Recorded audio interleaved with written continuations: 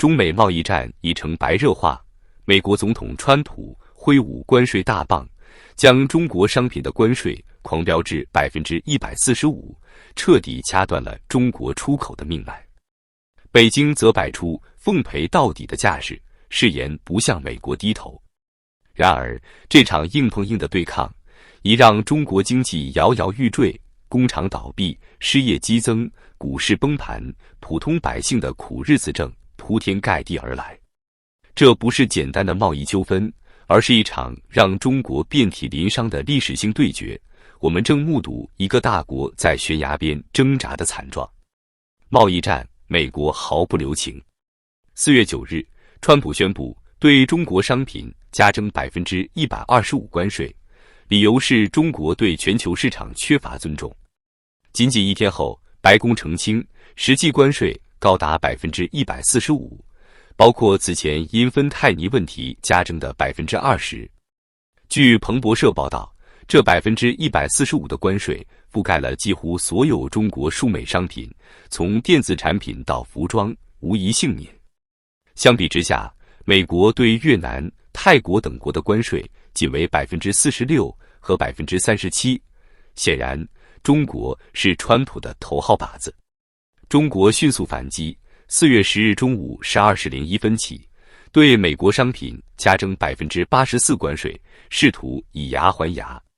然而，这种报复显得苍白无力。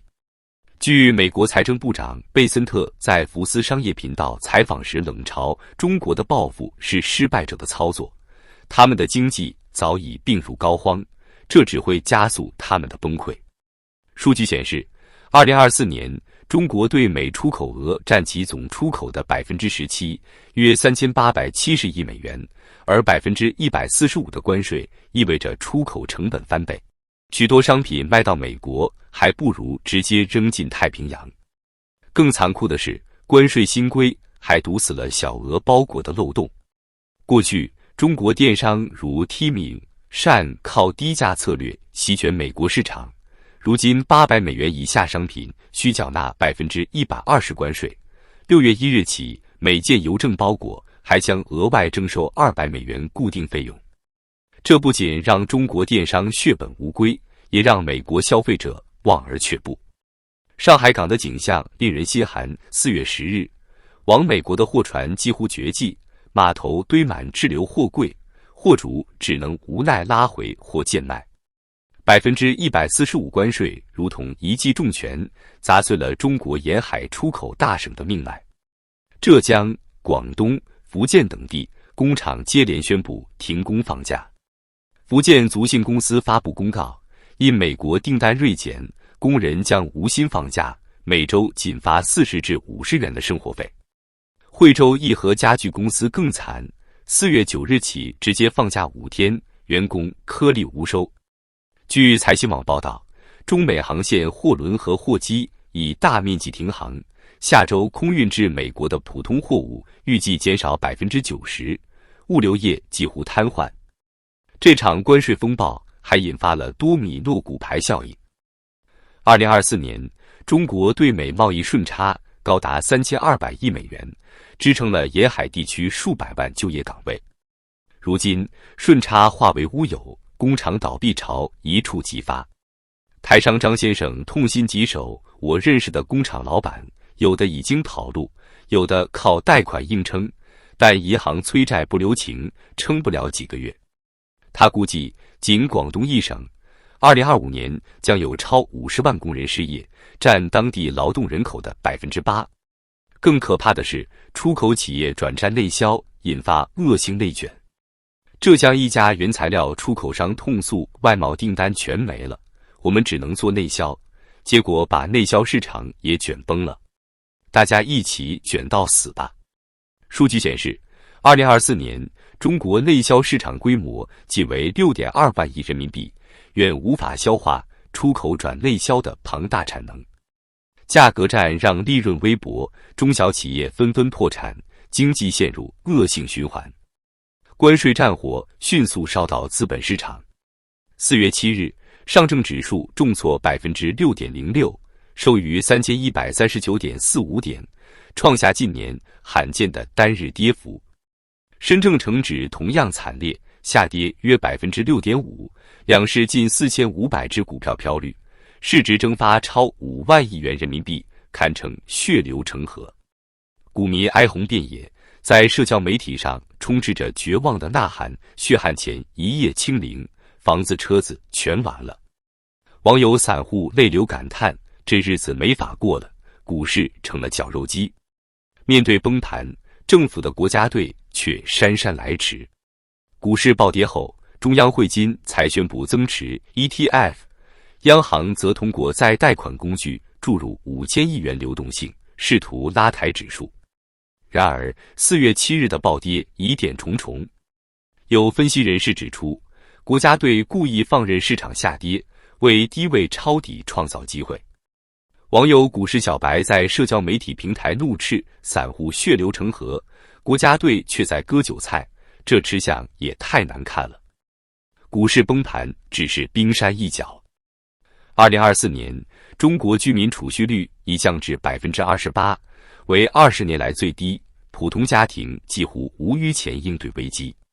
失业潮叠加股市暴跌，百姓财富急速缩水。北京一名白领李女士无奈地说：“我投了30万炒股，全赔了，现在连房贷都还不起，只能卖房求生。”据统计，2025年全国房贷违约率预计攀升至 12%， 比2024年高出3倍。面对美国的关税铁拳，北京选择硬刚到底。在4月10日的中央周边工作会议上，烙饼师傅提出周边命运共同体构想，试图拉拢越南、马来西亚等国对抗美国。然而，现实无比残酷。据南华早报分析，这些国家对美出口同样受限，根本无力填补中国失去的市场。更讽刺的是，越南等国正趁机抢占中国在美国的份额。2024年，越南对美出口激增 22%， 而中国却暴跌 15%。国内宣传机器开足马力，将美国塑造成万恶之源。